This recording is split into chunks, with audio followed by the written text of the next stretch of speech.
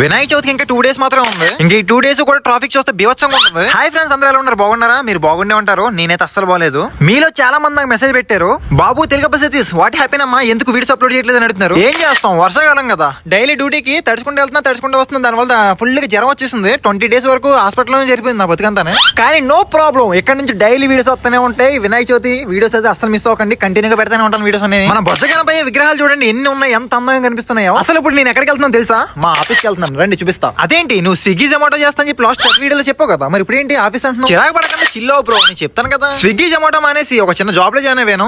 ఇదే మా ఆఫీసు. ఈ రోజు సండే కదా, సరదాగా ఫ్రెండ్స్ తో చిల్ అవుతాం చెప్పి ఇక్కడికి వచ్చాను. సండే పూటైనా ప్రశాంతంగా పడుకునేవారో తెలుగు అబ్బాయి అంటున్నారు. వేసిన ప్లానింగ్ లన్నీ గోవిందా. సర్లే అనుకోను, మధ్యాహ్నం బిర్యానీ ప్లాన్ చేసుకున్నాం. తీరా చూస్తే గ్యాస్ అయిపోయిందంట. చేసేది ఇంకేమీ లేక రాజగిరి బిర్యానీ దగ్గర వచ్చేసాం. ఆ పరిస్థితి ఎలా ఉందంటే, బిర్యానీ తినడానికి 35 కిలోమీటర్లు ట్రావెలింగ్ చేసి వచ్చినట్టుంది.